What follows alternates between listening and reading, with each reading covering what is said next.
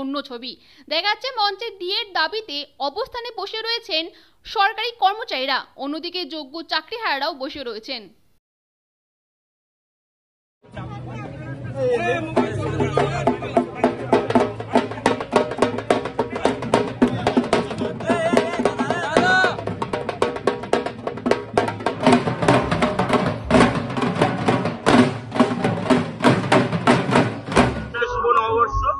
তার সঙ্গে আজকে যে পরিস্থিতি বর্তমানে মুর্শিদাবাদের পর কালকে ভাঙড়, কি বলবেন রাজ্যের শুভ অবস্থা কি আছে?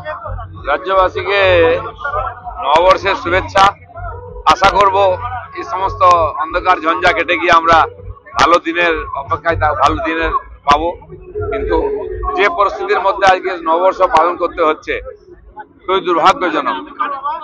এই ধরনের পরিস্থিতির মধ্যে নতুন বছর শুরু হবে, বাঙালি বাড়ি ছাড়া হবে নববর্ষে, এটা আমরা কোনোদিন ভাবিনি।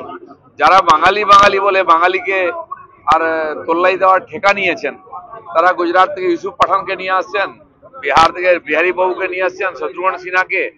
একদিন আজাদ কাশ্মীর জানতাম, এখন অন্য একজন আজাদ এসে গেছেন, তিনি বাঙালির প্রতিনিধি হিসাবে লোকসভায় যাচ্ছেন। এরা হচ্ছেন পশ্চিমবাংলার প্রতিনিধি, বাঙালির প্রতিনিধি লোকসভায় প্রতিনিধিত্ব করছেন। আর যে বাঙালি তারা বাংলা ছেড়ে অন্য রাজ্যে বা অন্য জেলায় চলে যাচ্ছে। এই ভয়ঙ্কর পরিস্থিতি, আর তার মাঝখানে আমরা নববর্ষ পালন করতে এসেছি। কোথায় রবীন্দ্রসঙ্গীত শুনবো, কোথায় নজরুল গীতি শুনবো, চারদিকে বোম বন্দুকের আওয়াজ শুনতে হচ্ছে, ঘর ছাড়াদের হাহাকার শুনতে হচ্ছে। এর চেয়ে দুর্ভাগ্যের দুঃখের দিন পশ্চিমবাংলায় আর কি হতে পারে? इस्लामिक स्टेट ऑफ बंगाल बनाने की कोशिश है।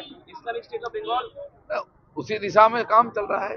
बांग्लादेश से जुड़े हुए 15-20 किलोमीटर हिंदू को निकाल दिया गया है। जगह जगह जहाँ हिंदू कम संख्या उसको निकाल दिया जा रहा है। तो जानबूझ करके मुस्लिम बंगाल बनाने की जो साजिश है, श्यामा प्रसाद मुखर्जी बंगाल को बंगाली हिंदूज का होमलैंड के रूप में लाए थे। आज वहाँ बंगाली हिंदू नहीं रह पाएगा और बाकी लोग रहेंगे जाएंगे, उनको मदद करने के लिए यहाँ की सरकार है।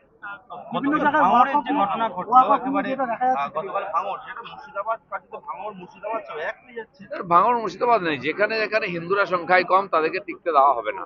আমরা একদিন বাংলাদেশ দেখছিলাম, বাংলাদেশ নিয়ে আন্দোলন করছিলাম, চিন্তা করছিলাম। আজ বাংলাদেশ ভুলে যান, বাংলাদেশের যে খারাপ অবস্থা পশ্চিমবাংলায় হয়েছে। এখানে হিন্দু নিজের ভিটে মাটিতে টিকতে পারছে না, হিন্দুর মঠ মন্দির সুরক্ষিত নয়, সাধু সন্ন্যাসীরা সুরক্ষিত নয়। গ্রাম বাংলা থেকে হিন্দুরা নিজের ভিটে মাটি ছেড়ে পালিয়ে গেছে মুর্শিদাবাদ থেকে মালদায়, সেখানে চিৎকার করছে আর বলছে গরুটা ছাগলটা ঘরটা ছেড়ে দিয়ে এসছে, আমার কে দেখবে জানি না, ধান পেকে আছে কাটতে পারছি না। তো এই বাংলা, এটা কি ভারতের অঙ্গ? যারা কথায় কথায় বলে সুপ্রিম কোর্ট মানে না, আজ তারা সুপ্রিম কোর্টে গেছে। কিন্তু যদি আন্দোলন হতে পারে, রাজনৈতিক আন্দোলন, যে আইন পাস হয়েছে তার আন্দোলন, তাহলে হিন্দু মন্দির মঠ, হিন্দু সমাজের সম্পত্তি কেন টার্গেট হবে? তার মানে উদ্দেশ্য অন্য আছে। কিন্তু রাজ্য সরকার চোখ বন্ধ করে আছে। মেয়র বলছেন কই, বাইরে তো জানি অন্য রাজ্যে, কি বাংলা ছেড়ে চলে গেলে হিন্দুরা অনেক খুশি হবে। পুলিশকে যদি কাজই করতে না দেওয়া হয়, পুলিশ কি করবে? পুলিশ তো এর আগেও দাঙ্গা সামলেছে। যখন রামনবমী হলো, রাম মন্দির ভাঙা হলো, তখন এখানে ছিল বামফ্রন্ট সরকার, দাঙ্গা হয়েছে, ঝামেলা হয়েছে, সেসব দিন আমরা দেখেছি। আজ পুলিশের মধ্যে যারা যোগ্য অফিসার হয়, ওদেরকে বসিয়ে রেখে ঘুম ধরিয়ে দেওয়া হচ্ছে, নাহলে তাদের দাবিদারি করতে বাধ্য করা হচ্ছে। তো আজ পুলিশকে যদি কাজ করতেই না দেওয়া যাবে, স্পটে যেতে দেওয়াই হবে না, তবে বিএসএফ আসবে, তবে হিন্দুদের বাঁচাবে, তাহলে পুলিশ রেখেই কি লাভ আছে? আর পুলিশের ভরসাই বা কি আছে? আইন হাতে তুলে নিলে উনি কি করবেন? 3 দিন ধরে আমরা দেখলাম আইন তুলে নেওয়া হয়েছে। ওনার রাজ্যে প্রথমবার নয়, যখন সিএ পাস হলো 3 দিন ধরে আগুন জ্বললো, লুটপাট হলো, ট্রেন পাস জ্বালানো হলো। কি করেছে পুলিশ? নুপুর শর্মা দিল্লিতে কিছু বললেন, এখানে 3 দিন আগুন জ্বললো। আবার এই ওয়াকফ বোর্ডের নাম করে আবার আগুন জ্বালানো হচ্ছে। উনি কাকে বলছেন আইন তুলে নেবেন না? হিন্দুরা নেবে না, বাকিরা নেবে। তিনি জুমার এখানে নামাজে ঈদেতে বলবেন যে তোমরা যা ইচ্ছা করো, আমি আছি। আর যখন ঝগড়া হবে, গন্ডগোল হবে, তখন বলছে আইন তুলে নেবেন না।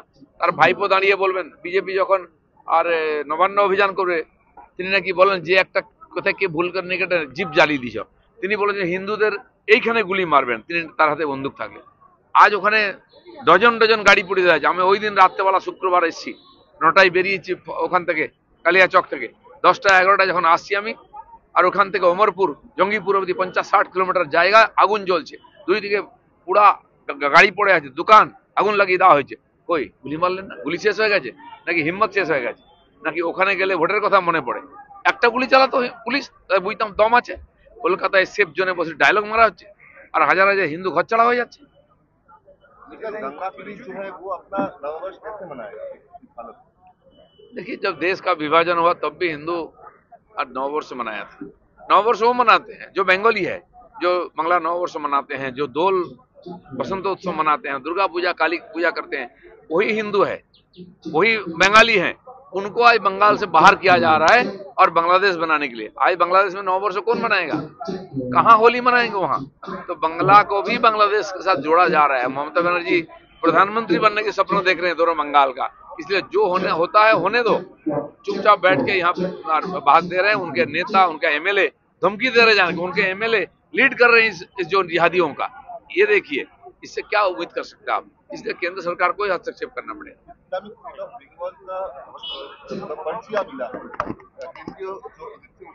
ममता बनर्जी खिलाफत वालों का प्रोग्राम में जाके नमाज पढ़ती है। वहाँ जो पीएफआई देश में पाबंदी लगा है, उसका ऊपर बैन है, उसका जुलूस चल रहा है, उसका पेपर मिल रहा है। बाकी जो टेररिस्ट ऑर्गेनाइजेशन, उनका कोई ना कोई एजेंट वहाँ है, उनकी अगर रैली निकलेगी तो आपसे क्या उम्मीद कर सकते हैं? जो खुला बोलते हैं हम ना संविधान मानते हैं, ना सुप्रीम कोर्ट मानते हैं, ना संसद को मानते हैं, उनसे तो वही उम्मीद है कि आग लगाएंगे, देश को जलाएंगे। चलो, धन्यवाद।